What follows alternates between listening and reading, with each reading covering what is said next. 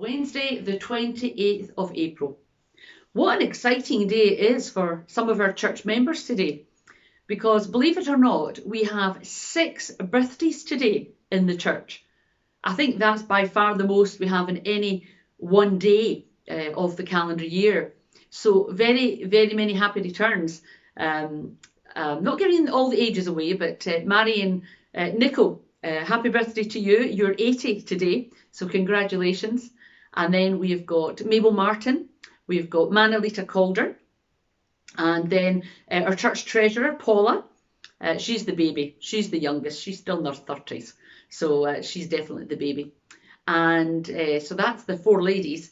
And then we have Bob Todd, and you'd have seen Bob's little celebration last year because he was 90 last year. So, and then of course Dave Bowman. So 6 people, all with birthdays today. So happy birthday from everyone at Easton Road. So today for our short reflection, I thought, as you know, I'm always trying to think of things that's happened in the last week or so. Well, Saturday night, Billy and I weren't doing anything, and we sat down and we're having a wee cup of tea, and on came this programme, I Can See Your Voice. Yeah, okay, so we'll come back to that one in a wee minute. But when you sit down to watch television, what do you watch? Well, for myself, I'm not mentioning Billy because it's all about football. Football, football, football, football, football. Oh, that's when I do most of my work, is when football's on. But so I enjoy watching the news. That's certainly something that I do enjoy watching. Never used to when I was younger, but certainly I enjoy watching the news. What's that programme? Pointless, because it's on before the news, isn't it? So that's usually when I'm making the meal, the dinner at night. Well, that's when Billy's making it. But I tend to watch it then if I'm not on my computer.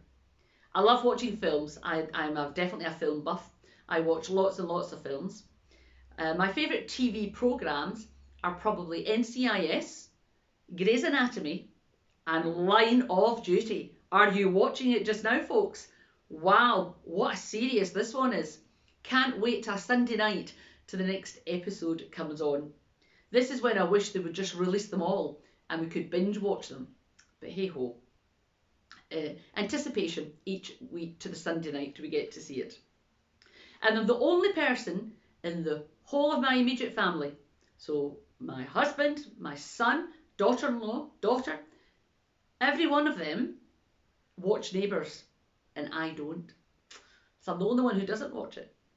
But that brings me to soaps, because I know lots of people watch soaps. And for years, my mother watched them, and she watched them all, I think. And I used to think, Mum, what are you doing? You want something to take you away from real life.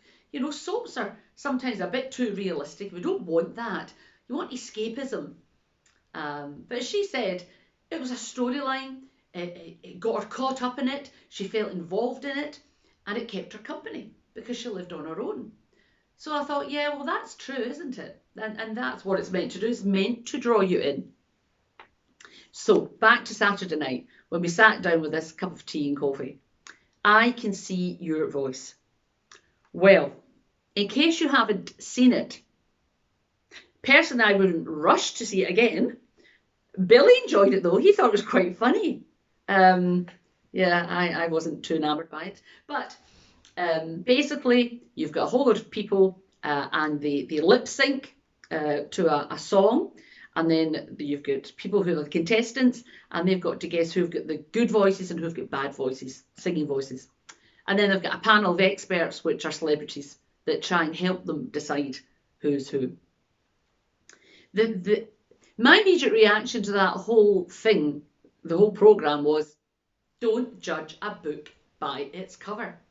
That's what immediately jumped to my mind, because they were to guess just by watching them lip sync to a song who they thought were going to be the good singers and who were not the good singers, with the help of the panel.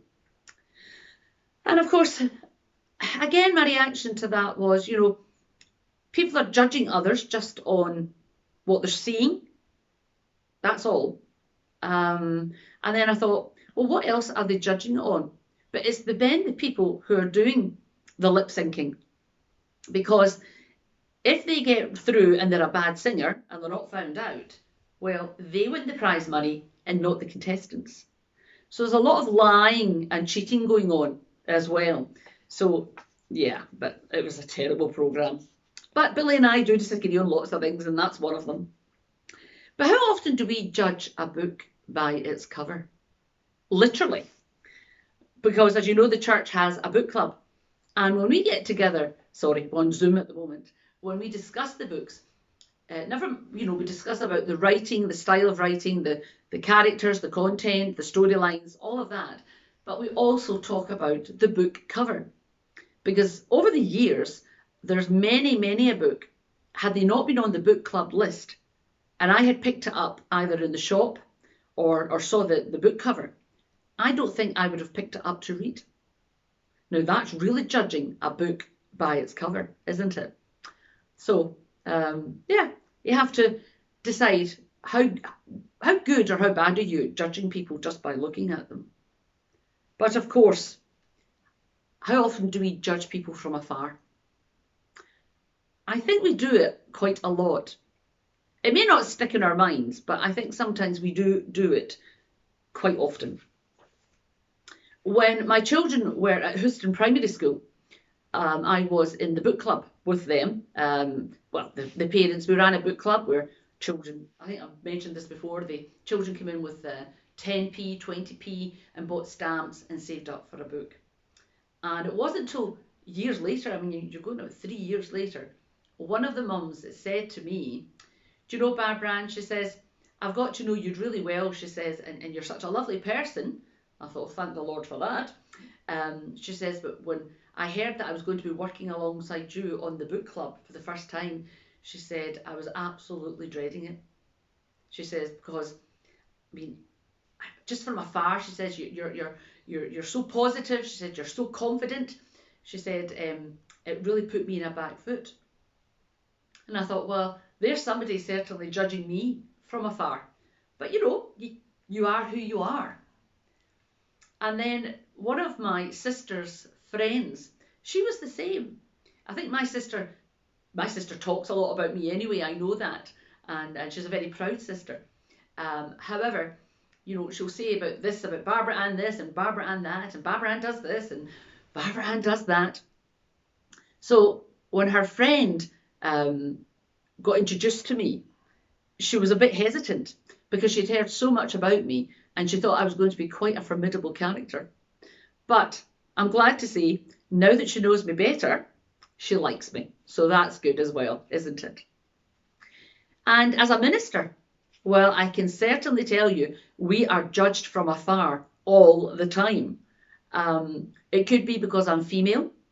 It could be because, again, I am a very confident person. I know that. But you hear people saying, oh, no, I don't want to go there because that's a female minister. Or, yeah, there's been another one or two comments made in Forfar about me that you eventually hear about. But that's okay. That's life. But that's people judging me from afar. So you cannot judge a book by its cover, and you certainly cannot judge a person just by what you see. You really need to get to know them. And that brings me then to judging people. Do we judge people who have, say, addictions? Could be drugs, alcohol, smoking, gambling, hoarding, eating too much, eating too little. They're just some of the addictions that are out there at this time, and there's many more. But do we judge these people? I think sometimes some people do, and sometimes there's a lot of people out there think, well, there for the grace of God go I. How many of you have heard that saying? There for the grace of God go I. We just think any of us could turn out so different because you just don't know what's going to come around that corner and hit you, whether it be emotionally, physically or whatever. So you just don't know what can make your life change. The definition of, I looked it up actually, there for the grace of God go I. The definition in the Oxford English Dictionary is, if you are talking about someone who is in a bad situation, you say, there, but for the grace of God go I. You mean that you are lucky not to be in the same situation as them, and you feel sympathy for them. And that's so true for many, many situations.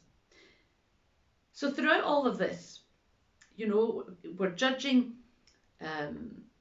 governments, we judge, all the leaders because they've not done something right, or they have done something right.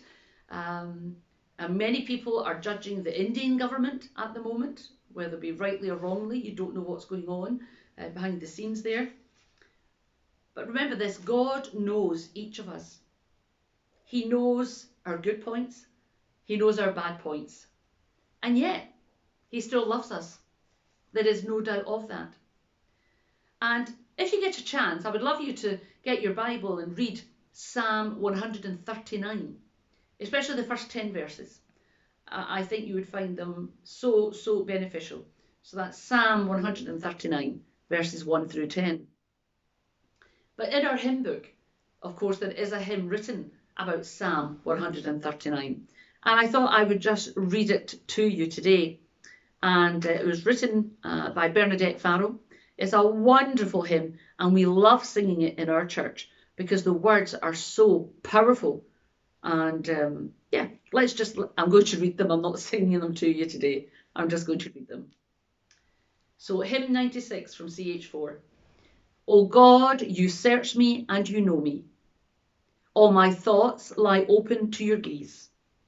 When I walk or lie down, you are before me, ever the maker and keeper of my days.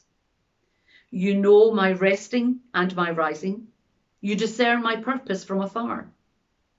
And with love everlasting, you besiege me. In every moment of life or death, you are. Because a word is on my tongue, Lord, you know its meaning through and through. You are with me beyond my understanding, God of my present, my past, and future too. Although your spirit is upon me, still I search for shelter from your light. There is nowhere on earth I can escape you. Even the darkness is radiant in your sight. For you created me and shaped me, gave me life within my mother's womb. For the wonder of who I am, I praise you.